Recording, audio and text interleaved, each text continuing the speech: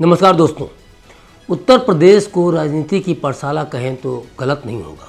भारत के पहले प्रधानमंत्री नेहरू हों या वर्तमान प्रधानमंत्री नरेंद्र मोदी, सभी ने अपनी राजनीतिक जमीन यूपी को ही बनाया। नेहरू ने फूलपुर से अपना पहला चुनाव लड़ा और मोदी ने वाराणसी से।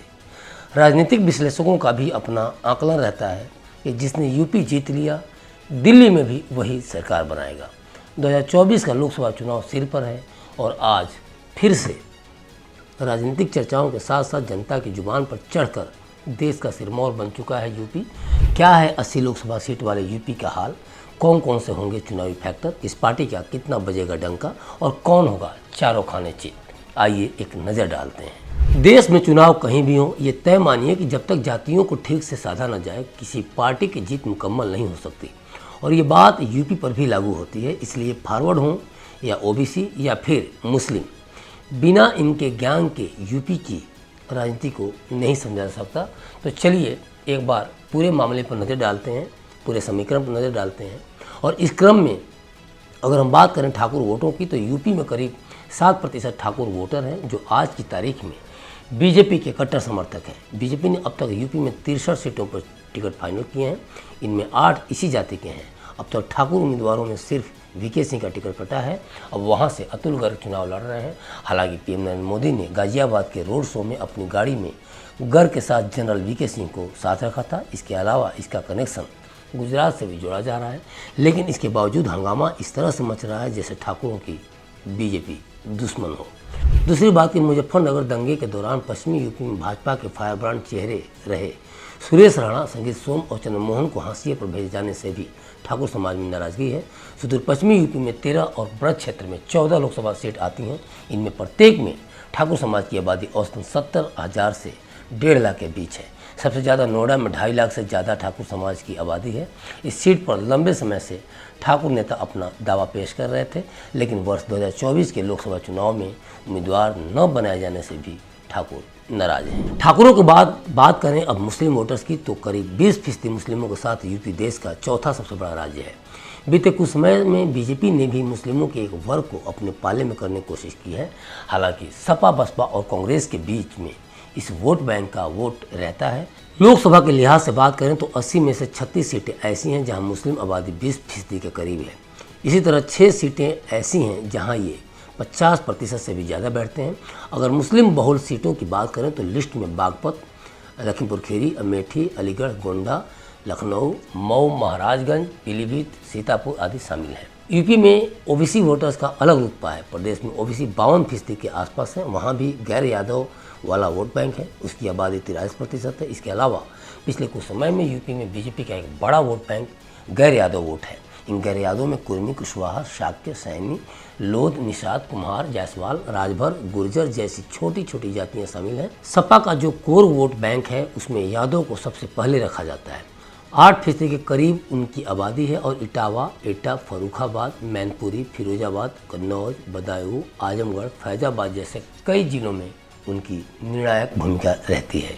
ब्राह्मणों का भी यूपी की राजनीति में बड़ी भूमिका है। प्रदेश में ब्राह्मण 8 से 10% के करीब हैं, लेकिन 1 दर्जन से भी ज़्यादा जिले ऐसे हैं जहां पर इनकी आबादी 20% को भी क्रॉस कर जाती है। वाराणसी, महाराजगंज, गोरखपुर, जौनपुर, अमेठी, कानपुर, प्रयागराज, संत कबीर नगर कुछ ऐसे जिले हैं जहां पर हार जीत ब्राह्मण वोट तय कर जाते हैं।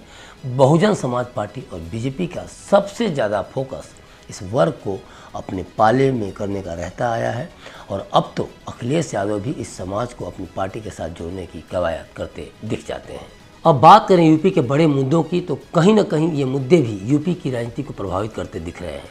महंगाई और बेरोजगारी तो यूपी ही नहीं, पूरे देश के लिए बड़े मुद्दे हैं, जिसे लेकर बीजेपी चाहे जितनी बातें बना ले, लेकिन इन मुद्दों पर बात करने से पहले उसके नेताओं का गला सूख जाता है। इसके अलावा किसानों का मुद्दा भी विपक्ष की लिस्ट में काफ़ी ऊपर रहने वाला है। जातिगत जनगणना के जरिए भी बीजेपी को घेरने की तैयारी बताई जा रही है। बुंदेलखंड में पानी का एक बड़ा सियासी मुद्दा है जो आज कोई नया नहीं है, लेकिन ये तो रही विपक्ष के पलड़ा भारी होने की बात। अब योगी सरकार भी विपक्ष के इन सवालों के कार्ड किस तरह से ढूंढ रही है, जरा इसको भी देख लेते हैं। कानून व्यवस्था को लेकर न सिर्फ यूपी में बल्कि देश भर में ये नैरेटिव सेट करने की बीजेपी कोशिश कर रही है कि योगी राज में अपराधियों के मन में एक डर पैदा हुआ है। ऐसे में बीजेपी की इसे एक बड़ा मुद्दा बनाने की तैयारी दिख रही है। इसके अलावा बुलडोजर कार्रवाई भी बीजेपी का एक हाईलाइटेड पॉइंट रहने वाला है, क्योंकि इसके जरिए 2022 में भी बीजेपी सत्ता में वापसी की थी। जाति, धर्म, क्षेत्रीय मुद्दों और सर्वे से हटकर अब बात करें यूपी के सियासी चेहरों की, तो इसमें सबसे टॉप पर जो चेहरा आता है वो खुद यूपी के सीएम योगी आदित्यनाथ का है। धार्मिक बयानबाजियों के बीच आज की तारीख में योगी आदित्यनाथ हिंदुत्व के प्रमुख चेहरे हैं, जिनकी लोकप्रियता देश के अन्य सीएम से सबसे ज़्यादा है।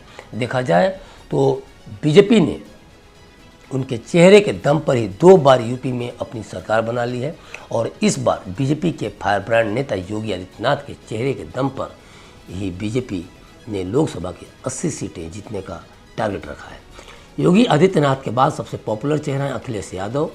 यादवों के बीच अखिलेश काफ़ी लोकप्रिय हैं और यही कारण है कि राजनीति का ऊँट चाहे जिस करोड़ बैठे, लेकिन यूपी में यादव अखिलेश के साथ ही होते हैं। अब बात करें ओबीसी वोटों की, तो ओबीसी वोटों के प्रमुख चेहरा है ओपी राजभर।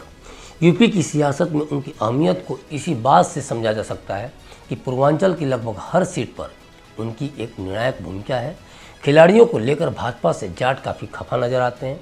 ऐसे में लगातार संघर्ष करने वाले जयंत यूपी की जाट सियासत में बड़ी भूमिका निभा सकते हैं और चूंकि पश्चिमी यूपी में पूरी तरह सक्रिय जयंत इस बार अखिलेश के साथ हैं, तो यह भाजपा के लिए सिरदर्दी से कम नहीं है। मायावती भी यूपी की खास चेहरा है, लेकिन लंबे समय से सत्ता से बाहर रहने के कारण अब उनका मुद्दों और अपने वोटर्स पर पकड़ कमजोर हुआ है।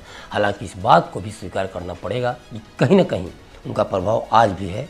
इन नेताओं के अलावा यूपी में समय समय पर केशव प्रसाद मौर्य, संजय निषाद, शिवपाल, अनुप्रिया पटेल, इमरान मसूद, राजा भैया, आजम खान, संजीव बालियान और नसीमुद्दीन सिद्दीकी जैसे नेताओं का भी जिक्र होता रहता है। तो साफ है कि इस बार यूपी में वोटर्स का मिजाज किस तरह से जाति मुद्दे नेताओं की लोकप्रियता से तय हो रहे हैं। लेकिन यूपी के रोचक मुकाबले अगर किसी सीट पर होंगे तो उसमें वाराणसी टॉप पर है। इसके अलावा अमेठी, गोरखपुर, कन्नौज, मैनपुरी, रायबरेली, कैसरगंज, सहारनपुर, फैजाबाद और रामपुर हैं। अगली वीडियो में हम बात करेंगे किसी और राज्य के वोटर्स के मिजाज को लेकर कि उस राज्य में कौन कौन से फैक्टर किन किन नेताओं के भाग्य का फैसला करेंगे। तो अभी तक के लिए बस इतना ही। मुझे दीजिए इजाज़त और देखते रहिए क्लिक इंडिया। शुक्रिया।